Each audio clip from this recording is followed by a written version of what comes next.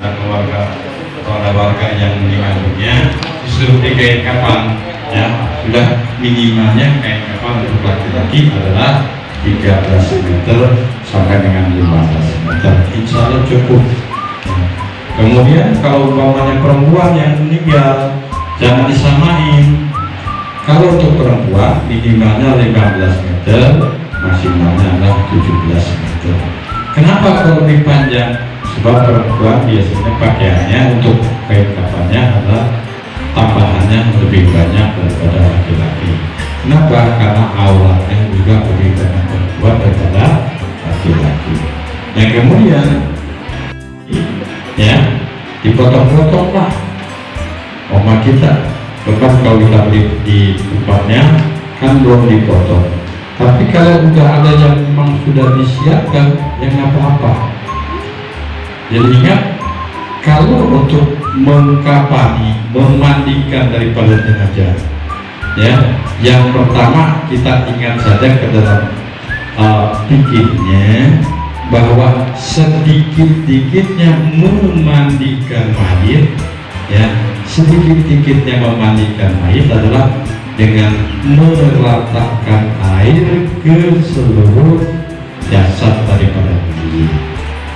Tuh yang pertama, kali itu aja itu kita pegang.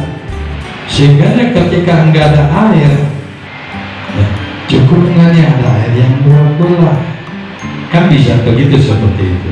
Nah kemudian yang kedua, ketika kita akan mengkafani mayit, ingat sedikit-dikitnya mengkafani mayit atau itu adalah dengan 3 lapis, ya mudah. Kalau begitu 3 lapis berarti nggak pakai baju, nggak ada tambahan apa-apa, juga cukup. Iya benar. Ya berarti yang dokternya itu saja. Jadi kalau maunya, oh bagaimana kain ininya, kain itunya, banyak apa-apa, tambahan saja. Sama tadi ketika kita memandikan mayit, yang pertama kita harus siapkannya adalah bagaimana airnya. Ya. Air, ada air yang mutlak, kemudian ada air yang bercampur, ya. Air yang bercampur itu biasanya suci tetap, tapi nggak bisa mensucikan. Contoh saja, ada air, ya, ada air kemudian ibu taruhin gula, ada air suci, ya bersih. Ya dari keran, kemudian dimasak, kemudian ditambah lagi dengan teh. Tehnya suci, gula suci, diminum boleh, tapi nggak boleh kita gunakan buat mandi, nggak boleh digunakan buat wudu, nggak boleh digunakan buat istinja. Kenapa? Airnya udah mutaghayyir, dan airnya sudah berubah atau air itu bercampur. Makanya untuk memandikan jenazah tadi harus dipersyaratkan air yang mutlak. Air yang mutlak. Air yang mutlak itu yang mana? Air yang asli, belum ada campuran apa-apa, enggak tetesan daripada bekasan orang cuci tangan dan lain sebagainya. Sebab kalau sudah mutaghayyir, berubah, kemudian bisa jadi dia itu mustakmal, ada bekas cucian tangan kita jatuh ke sana, kan mustakmal namanya. Nah, tapi yang belum pernah dipergunakan itu airnya air bekas. Makanya tadi katakan setidak-tidaknya siapin 1 bak air untuk meletakkan air itu ke atas si mayit. Yang lainnya tambah-tambahannya, sabun, sampo, apa itu, ya itu cuma sekedar sebagai penyempurna saja. Ya, kita mau ukur ke mayitnya boleh. Artinya kita bawa kain kafan ini kita ukur, cuma ukurnya dilebihkan.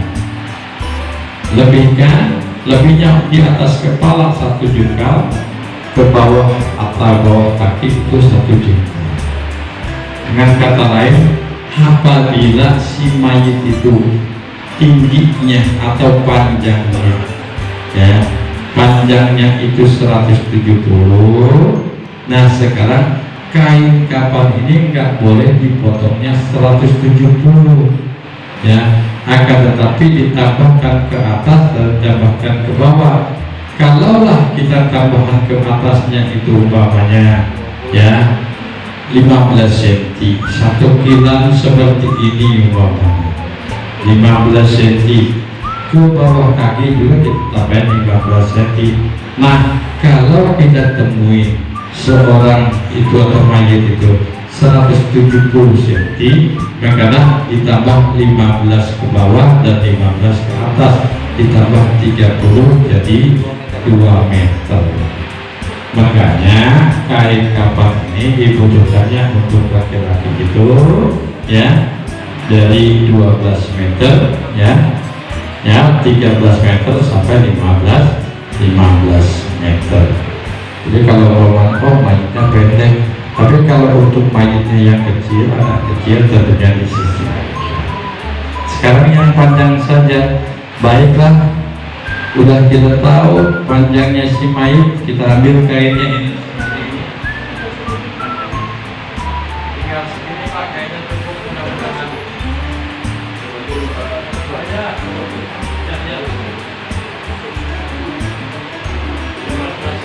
Sudah kainnya begini. Misalnya sudah jadi ya, ada sudah segini ya, sudah tinggi. Bawahnya baik kadang segini.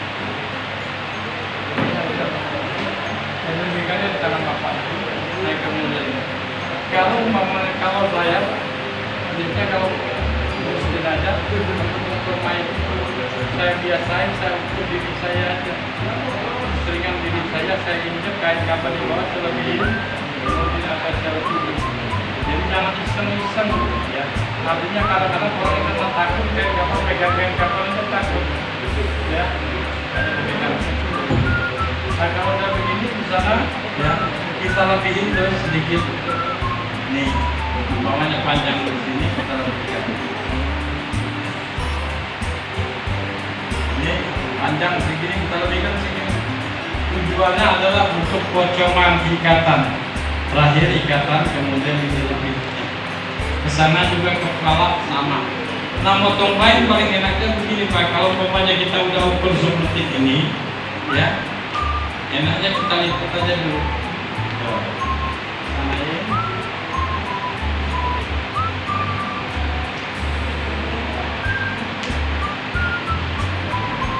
Ya, kita pandangin, lihat yang pertama ini harus benar-benar rata sana. Sebab tadi pandangnya mayat sampai di sini ya Pak ya. Ini buat lebihnya persiapannya. Sekurang-kurangnya adalah 3 lembar, berarti 1, 2, masuk 1.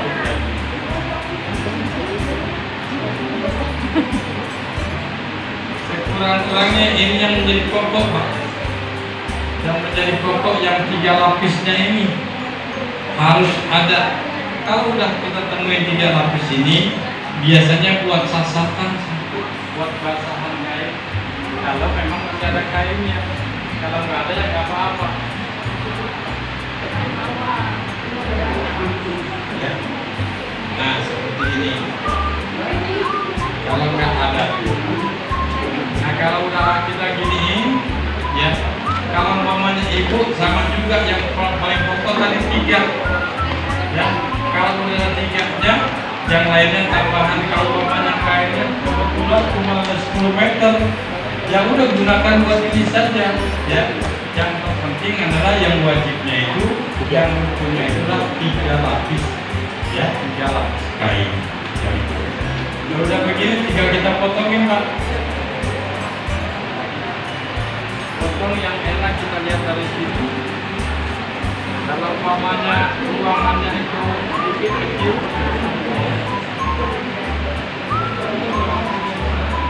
tetapi ketika kain kafan begini, motongnya nggak boleh digunting terus. Kenapa? Mayat itu ya, untuk kainnya tidak ada ujungnya. Ya, jadi kalau kain ini untuk si mayat ini tidak ada ujung daripada kain.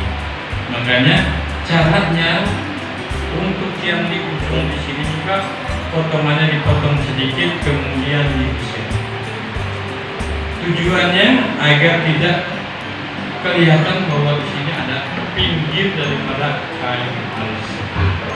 Ya, kan kalau kita tarik begini, kita bisa begini kelihatan Pak.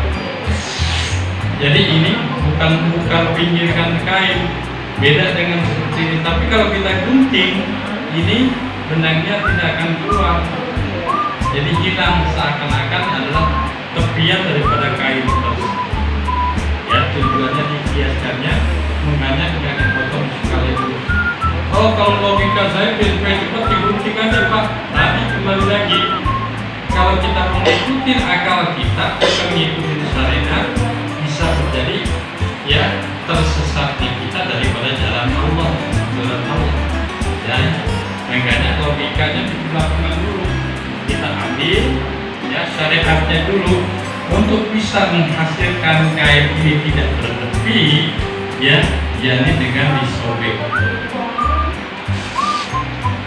di sini, kemudian ketika ujung di sini ya jangan kita langsungkan saja ya, hanya ketika kita jangan langsungkan, tujuannya biar supaya benang-benang ini tidak keluar semuanya. Tujuannya ini. Nah, seperti ini juga. Ya. Nah, tinggal tadi yang satu kainnya sudah yang paling atas yang ini ya, yang paling belakangnya yang pasang dulu Pak, satu jadi. Nah, kemudian ini yang 1, 2, 3. Di sana belum digunting ya Pak ya? Guntingnya sama aja semuanya.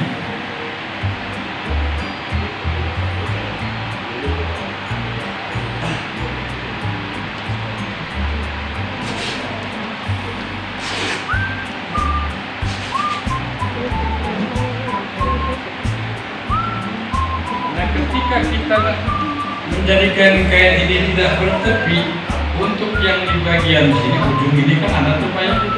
Nah, ini tepiannya kita ambil, kita keluarkan sedikit. Nah, kalau udah begini baru ditariknya. Pak, nanti nggak sobek yang lainnya? Insya Allah enggak. Kalau kita menarik begini langsung, terus ke sana akan turun ya semuanya. Yang 3 lembar tadi ya Pak ya, Ibu, yang 3 lembar tadi yang menjadi syarat utama, sebab sedikit-sedikitnya adalah 3 lapis, makanya kita pakainya yang ini ya.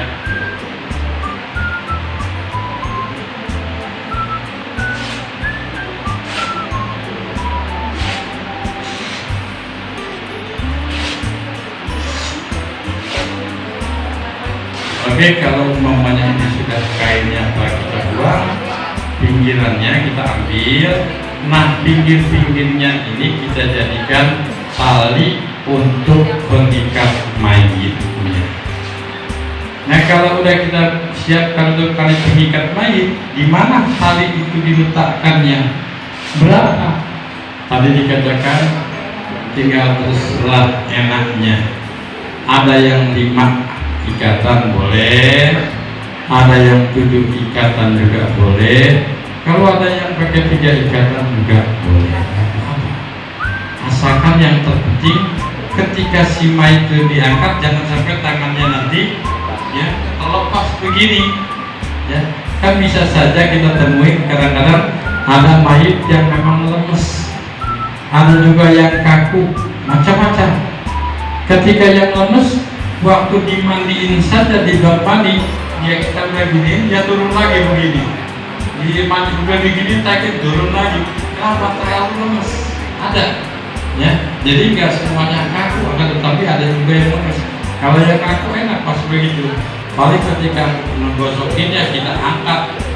Ya, tapi kalau yang lemes kadang-kadang, ya ini gampang banget.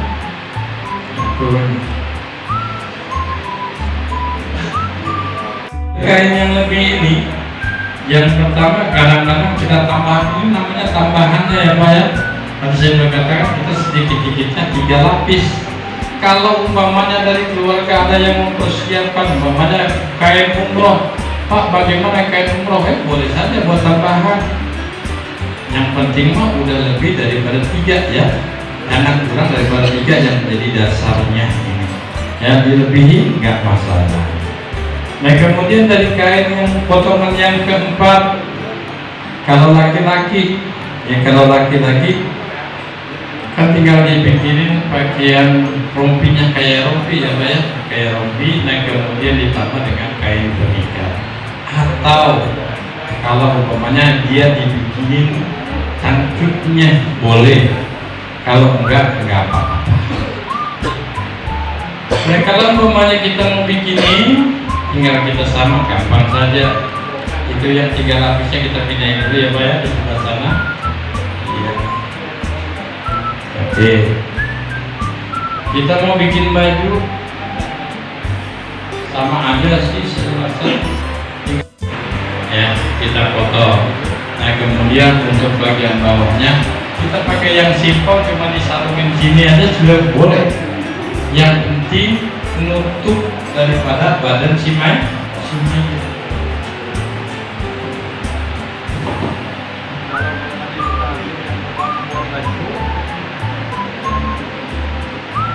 Kalau buat baju kita potong dari sini, lalu kita potong.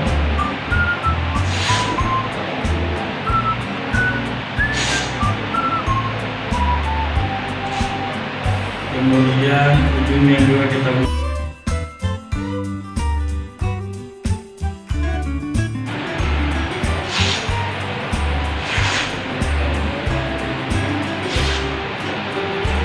ini untuk kain rompinya. Untuk baju rompinya, kalau untuk baju rompi boleh kita ya bukan kayak ini, tampilnya seperti ini. Setelah kita ambil ini gunting biasa ya, cuma kalau kita lagi mau menggunting ini Pak, jangan sampai salah nih. Yang pertama ini persiapan buat leher, dan kemudian ini persiapan buat tangannya. Kalau umpamanya leher kita gunting di sini kemudian kita gunting, dan itu kadang-kadang bisa jadi anak kodok. Iya, di sini kita gunting, di sini kita gunting, kita buka, dan celana kodok dan jadi rompi. Ya, hanya hati-hati. Tangan. Kemudian ini buat kerahnya, leher juga, biar supaya dia muat. Kita ambil.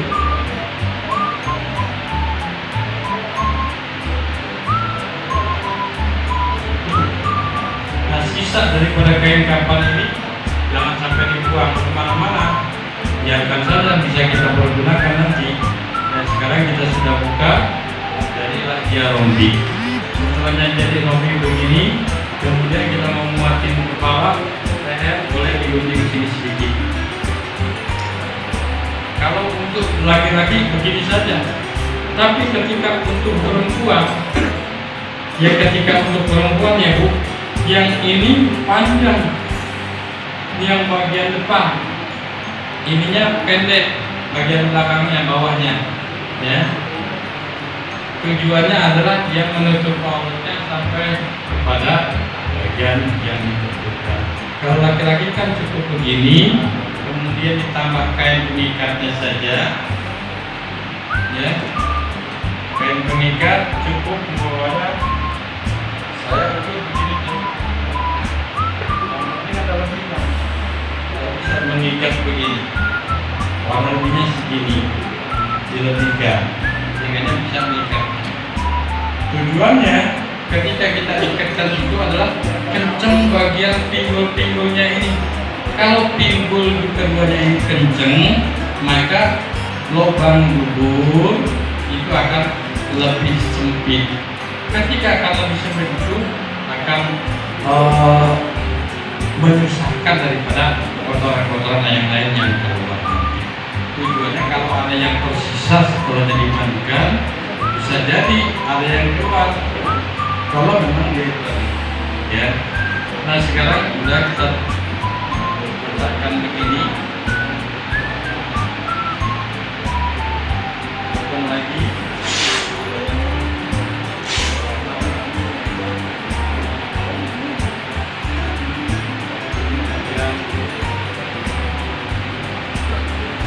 Kembali ininya dibuang lagi, pinggirnya, jangan. Nah ada sisa kain kapan segini Pak. Biasanya kalau orang buat bantalnya satu, ya. Kalau buat bantal udah kita bikin segini, kemudian dijahit. Kemudian buat kantong kuncinya untuk istinjaknya ya Pak ya, kita siapin satu.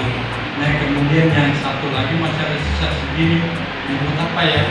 Kalau bisa yang tinggal sudah segini jangan dibuang, tapi kita pergunakan untuk bungkus sabun.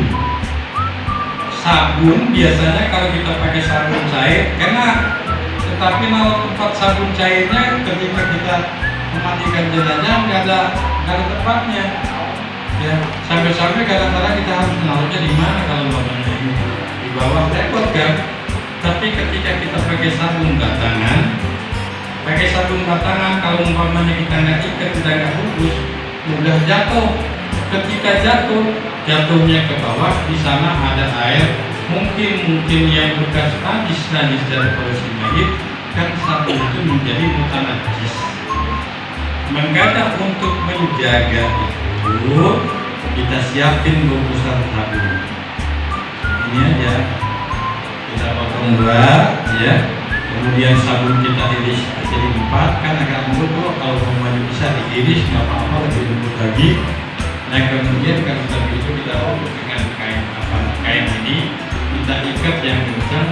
Nah kainnya kita buat pegangan, kemudian sabunnya ada di dalam. Nah daripada kain yang ada ini, pembungkusnya ini akan menjadi sambut daripada pembersih daripada si mayat. Daripada tangan kita begini kan enakan bungkusan sabun ya. Nah cuci lagi kan seperti itu. Itu kegunaan daripada kain capang. Makanya tadi ada 4 ya, 3 potongan ini, kemudian 4-nya ini, kemudian biasanya yang kelima untuk kain sasatan atau kain untuk pengering daripada si mayit setelah dimandikan. Makanya biasanya potongannya 5 ya, biasanya 5. Dan karena itu tadi dikatakan 13 atau 15 untuk laki-laki, 15 atau 17 untuk perempuan. Siapkan kain kafan ini juga dipersiapkan untuk pengkafan. Biasanya pakai tikar dulu Pak ya.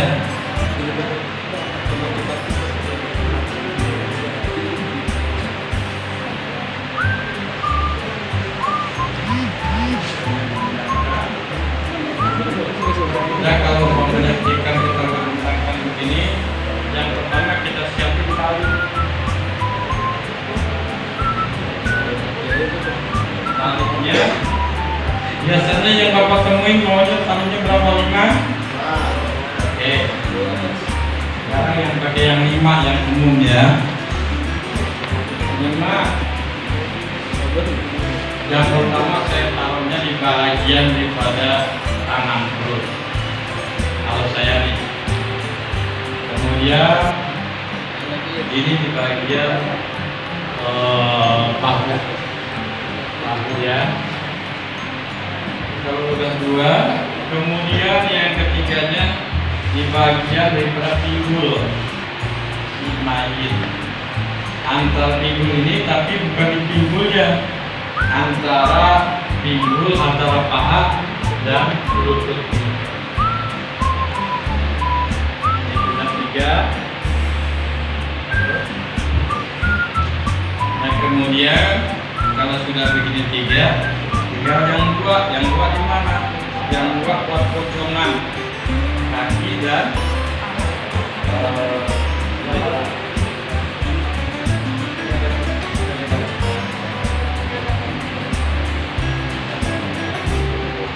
ini yang agak pendek kita siapin buat pocongan.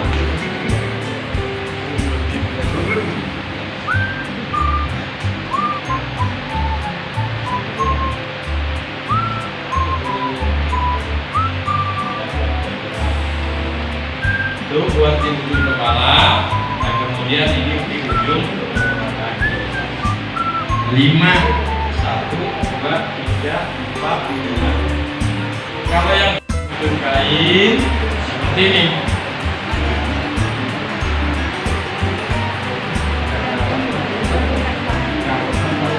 Iya. Ini ujung kain. Kita tidak langsung semuanya disusun, akan tapi susunnya itu disilang. Makanya seperti ini yang pertama, ya. Nah, kemudian buatnya tidak diratakan dengan yang pertama, tetapi kita lebihin ujung kain, ujung tiket di sana, terus ujung tiket, iya. Nah, ujung tiket ke sana, jadi kita samakan begini ratanya. Nah, kemudian baru yang ketiganya.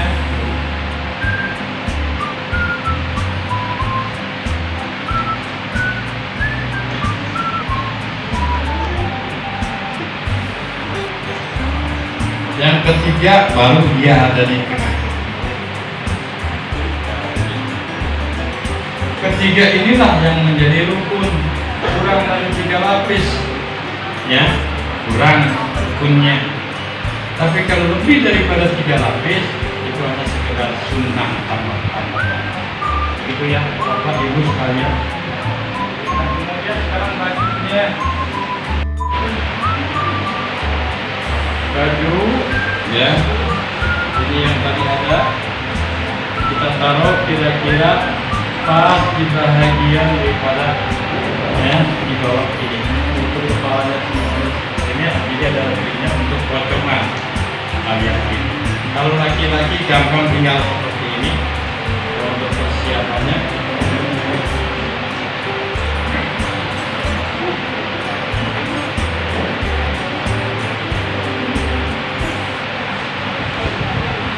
kalau umpamanya kita mau tambah-tambahin dengan cangkuk dan sebagainya, boleh, tapi dari kain kapan ini.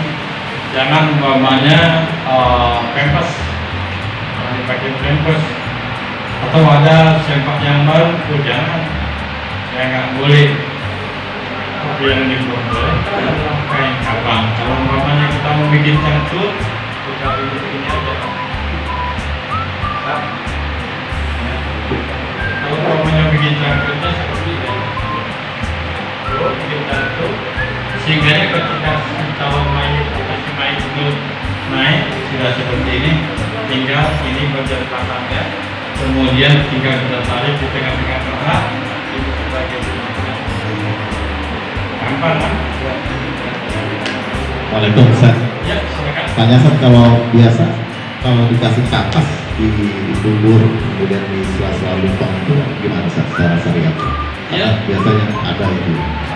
Memang belum sampai baru ngegelar kain kapan saja. Baru main kain aja dulu. Jadi kalau umpamanya kapas kita nggak temuin, apa nggak kita temuin, atau giniannya kayaknya pas fase 3, udah cukup lah mayit itu. Ini yang pertama ya, kaidahnya sedikit-sedikitnya mengkafani mayit kita dengan 3 lapis.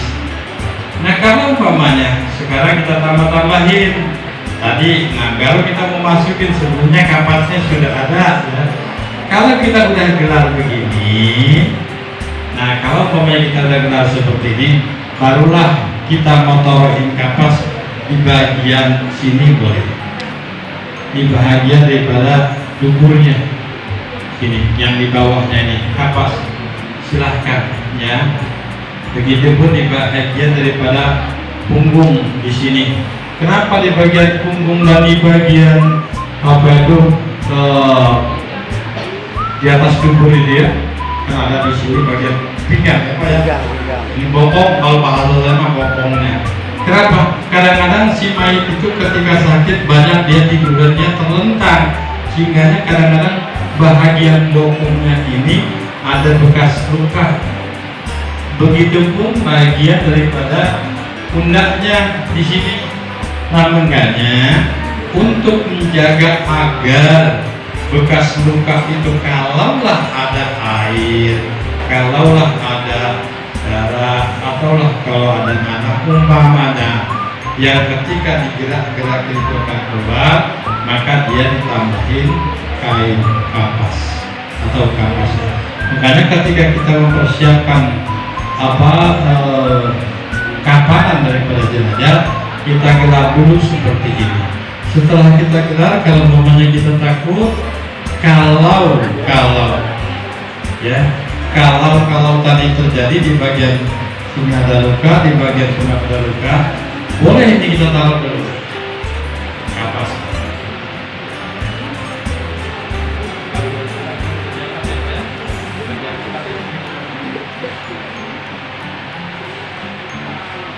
Kalau udah ditaruh seperti ini, tadi kita tambahin mamanya ada yang wangiannya, tetapi bukan bentuk air, ya, seperti irisan daun kayu cendana, ya Pak ya, kayu cendana yang di sini bungkusannya di mana kemarin nggak ada ya? Itu boleh kita taburkan pedak boleh, asal jangan minyak wangi, ya. Jadi taburin pedak atau juga serbuk dari cendana. Nah ini ditaruhin ini ya, Dimas ditambahin kapasnya ya, tambahin kapas ini boleh, ya boleh. Kalau memang kita khawatir, kalau mamanya nggak ada, kita cuma punya persiapan kapasnya bisa terbungkus gerak, ini nggak apa-apa ini. Jadi nggak ada apa saja ditambahin kapas. Begitu Mas ya, jadi kapas cuma sekedar tambahan, rompi juga cuma sekedar tambahan, kain ini juga pengikat juga cuma sekedar tambahan. Jadi yang paling penting adalah tiga lapis kain kapal yang bisa membungkus daripada mayat itu sudah cukup.